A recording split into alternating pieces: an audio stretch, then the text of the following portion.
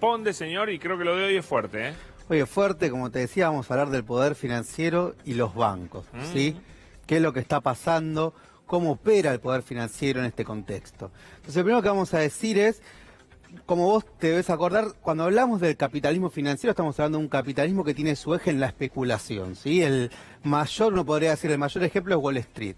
A diferencia de un capitalismo industrial que, por ejemplo, puede tener su eje en la producción o en la fábrica como situación... En los préstamos productivos y no la especulación financiera, ¿no? Exactamente. Entonces, lo que nosotros queremos ver ahora es qué pasa en el siglo XXI, qué pasa en estos últimos años con el capitalismo financiero.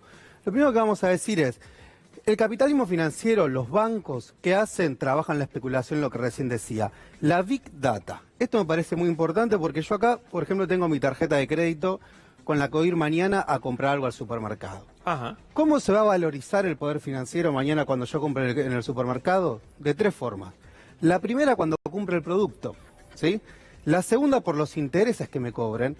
Y la tercera, por los datos, ¿sí? Mis datos personales. ¿Esto por qué me parece importante? El dato porque de qué compraste, dónde qué compré, compraste, cuál es mi DNI, cómo me llamo, dónde vivo. Si hay algo que está evidenciando el COVID, es ese vínculo entre bancos, datos, que el Big Data no es solo la Internet, sino es ese volumen de datos e información, y cómo eso puede operar en el poder financiero. Ajá. Otra cuestión que tenemos que tener en cuenta, ¿cuáles son las características de este poder? Es un poder fáctico, es un poder que, como decías vos en la editorial, y veíamos que pasaba con el ministro de Economía, opera de forma muchas veces en las sombras y otras veces visible, mayormente en las sombras. Entonces decimos, es un poder fáctico con mayor capacidad de acumulación.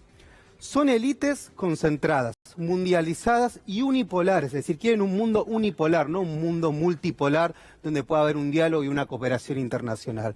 Que acumulan por desposesión. Mira, esto es muy importante. ¿Qué significa acumular por desposesión? Significa que acumulan sacando los recursos naturales y la soberanía. Significa, viste que a veces se dice, estamos ante una agricultura sin agricultores. ¿Qué quiere decir agricultura sin agricultores? Que el capital financiero va echando a los trabajadores y va acumulando de una manera de robotizar. De la misma manera que, por ejemplo, con el suelo urbano se hace cuando nosotros llamamos la especulación inmobiliaria de qué pasa con el suelo de nuestro metro cuadrado. ¿Sí? Entonces acumula por desposesión. Precarización y especulación, ¿sí? Podríamos decir que estas son algunas de las características principales. Construyen una subjetividad financiera y una cultura de los CEOs, ¿sí?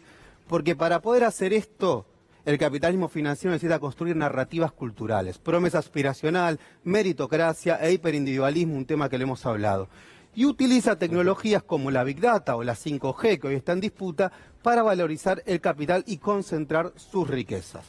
Mirá con la placa que viene, cuando estamos hablando de concentración de riqueza, A ver. ya que estamos diciendo, decimos, si hay algo que señala acá el geógrafo David Harvard es, lo que hemos visto es a los bancos sumándose a la oferta monetaria.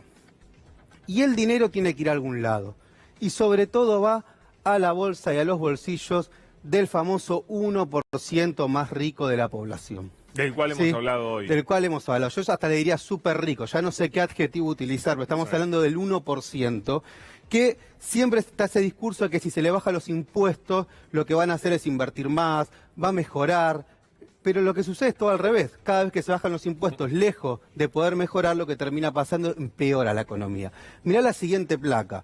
¿Por qué? Porque hay algo que es importante acá tener en cuenta, que es ¿qué pasa? ¿Qué hacemos ante esa concentración? ¿Qué es lo que puede pasar? Entonces vamos a decir, el poder financiero, una de las características recientes la decía, el 1% más rico del mundo se apropia además del 80% de la riqueza. Sí, esto según Oxfam, fuente de Oxfam, el 80% de la riqueza que se genera cada año. ¿Sí? Entonces, estamos hablando que hay un poder de concentración inédito en la historia. Qué bárbaro. ¿Sí? Y esto hay una cosa, Pablo, que hay que prestar mucha atención. En la historia de las catástrofes o de las grandes crisis, como puede ser una peste, como puede ser una pandemia, como puede ser una guerra mundial, siempre hay que tener cuidado porque siempre hay una élite que quiere hacer negocio de esa catástrofe.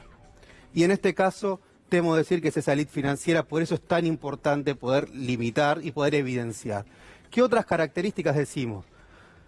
¿Qué cosas se pueden hacer? Bajar impuestos a los sectores concentrados de la economía y mejorar su rentabilidad nunca produce el efecto derrame. El famoso efecto que te decía antes, le bajamos los impuestos y entonces vamos a derramar.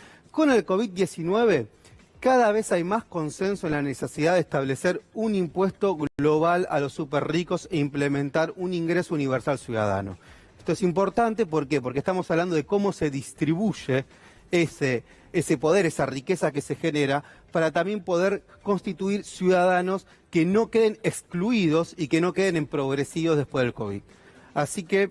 Interesante, ¿no? Tenemos todo un mapa para poder ver. Me gustaba terminar con esta última placa, que es de Mafalda. Ah, mira qué bien. A ver.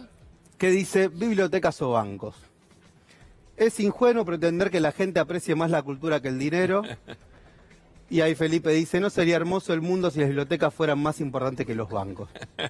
Muy lindo, Así que, gracias, Nahuel. Gracias a vos, Pablo. Un gustazo, Un gustazo.